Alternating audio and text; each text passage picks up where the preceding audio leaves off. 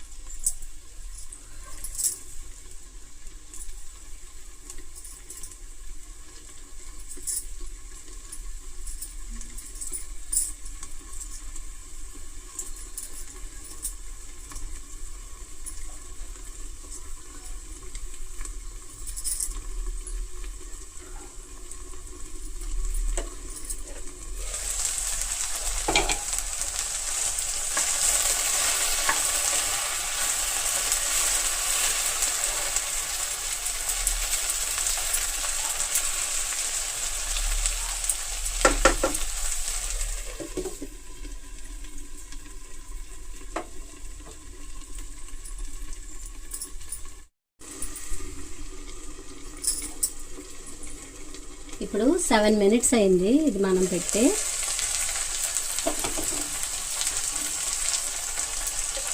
చూడండి చాలా వరకు కుక్ అయిపోయింది. ఇది ఫ్రై కదా, మనకి ఎలా అంటే ఈ జిగురు కనిపించకూడదు అన్నమాట. అప్పటి వరకు ఫ్రై చేసుకోవాలి. దీనికి ఒక స్టోరీ ఉందండి. ఏంటంటే నేను 8th క్లాస్ చదివే టైంలో మా ఫ్రెండ్ అంటే లంచ్ బ్రేక్ స్కూల్లో వాళ్ళ ఇంటికి తీసుకెళ్ళింది అనమాట. వాళ్ళ ఇల్లు స్కూల్ పక్కనే. అయితే వాళ్ళ ఇంటికి వెళ్తే వాళ్ళ వదిన అప్పటికి డాక్టర్. అయితే ఆవిడ మాకు వంట చేసి పెట్టింది అన్నమాట. ఆ రోజు చేసిన ఈ బెండకాయ ఫ్రై ఇప్పటికీ నేను మర్చిపోలేదు. చాలా టేస్టీగా ఉంది. సరే నేను ఫ్రై చేసి చివరికి ఆ టేస్ట్ వచ్చేలాగా ప్రయత్నం చేశాను. ఇలా చేస్తే ఆవిడ చేసిన టేస్ట్ వచ్చింది. దీనిలో చూడండి బెండకాయ ఇలాగా అంటే చక్రాల్లో కోస్తాం కదా జనరల్గా మనం ఫ్రై చేసుకోవడానికి. కానీ ఆవిడ ఇలా చిన్న చిన్న ముక్కలుగా చేశారనమాట. అయితే నేను ఈ చాకుతో చేయడానికి కొంచెం టైం పట్టింది. మరి ఆవిడ ఎలా చేస్తారో కానీ. అయితే దీనికి లాస్ట్ వరకు మనం ఉప్పు వేయకూడదు. లాస్ట్ అంటే ఇంకా స్టవ్ ఆపేసుకుంటాం అనేంత వరకు సాల్ట్ అయితే వేయకూడదు. ఎందుకంటే మనం సాల్ట్ వేసామంటే ఇంకా జిగురుదనం అలాగే ఉంటుంది అన్నమాట. అందుకని సాల్ట్ వేయకుండా ఇలాగా చాలాసేపు ఫ్రై చేసుకోవాలి. దీనిలో ఇంకా నీళ్ళు పట్టవు, నీళ్ళు ఏమి వేయకూడదు. ఈ బెండకాయలో ఉన్న చెమ్మతోనే ఇది ఫ్రై అయిపోద్ది. హైలోనే పెట్టి ఫ్రై చేసుకోవాలి. చాలా అంటే చాలా టేస్టీగా ఉంటుందండి. ట్రై చేయండి తప్పనిసరిగానే. దీనిలోను పచ్చిమిర్చి అరకిలోకి నేను ఒక 7-8 పచ్చిమిర్చి వేసినట్టున్నాను. మీకు తినగలిగే కారాన్ని బట్టి మీరు వేసుకోండి పచ్చిమిర్చి. ఎండుమిర్చి అయితే 2 వేసాను అనమాట. 2 ఎండుమిర్చి తాలింపు కోసం వేసాను. చాలా అంటే చాలా బాగుంటుంది. దీనికి ఇంకా అంటే సాంబారు పప్పుచారు ఇలాంటివి ఏం అవసరం లేదు. డైరెక్ట్గా ఈ ఫ్రైతోనే రైస్ కలుపుకొని తినేయచ్చు. అలాగే చపాతీలో కూడా ఇది పెట్టుకుని తినేయచ్చు. చాలా అంటే చాలా రుచిగా ఉంటుంది. ఒకసారి ట్రై చేయండి. ట్రై చేసి బాగుందనిపిస్తే మాత్రం తప్పనిసరిగా వీడియోకి ఒక లైక్ ఇవ్వండి మర్చిపోకుండా.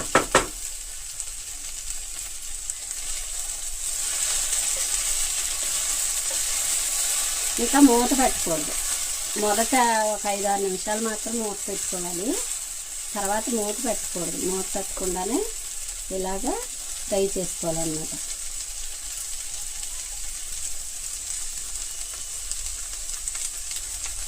చాలా బాగుంటుంది రైస్లో కలుపుకోవడానికి. చపాతీలు అవి పుల్కాలు తినేటప్పుడు కూడా దీంతో తింటే చాలా టేస్టీగా ఉంటుంది.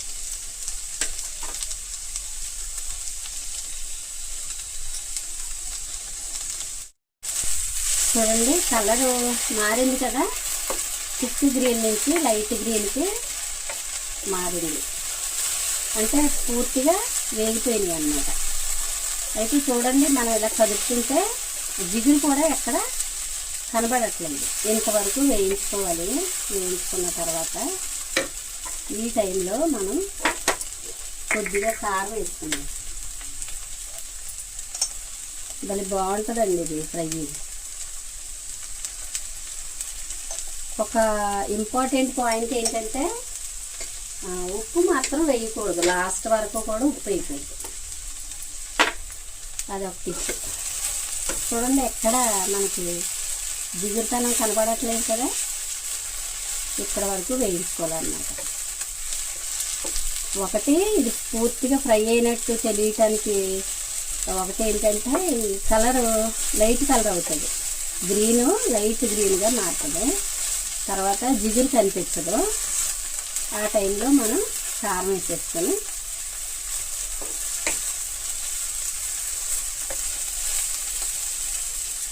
ఇప్పుడు స్టవ్ ఆపేసుకొని ఇప్పుడు సాల్ట్ వేసుకోవాలి. స్టవ్ ఆపిన తర్వాతే సాల్ట్ వేసుకోవాలి.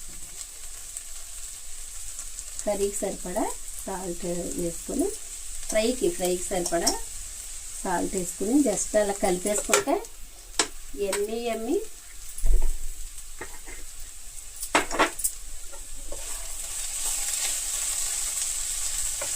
బెండకాయ ఫ్రై రెడీ అయింది. చూసారా ఎంత బాగుంటుందో, చాలా బాగుంటుంది.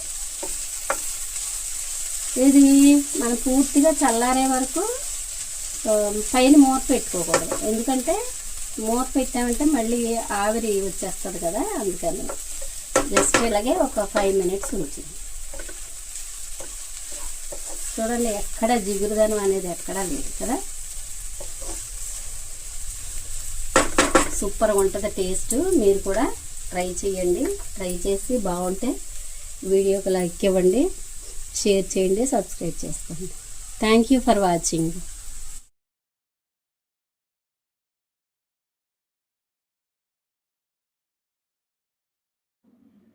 ఈ ఫ్లవర్స్తో మనం టీ పెట్టుకుని తాగితే క్యాన్సర్ లక్షణాలు ఉండవు, క్యాన్సర్ రాకుండా ఉంటుందని చెప్తారు. ఓకేనా, ఈ ఫ్లవర్స్ చూడండి ఇది.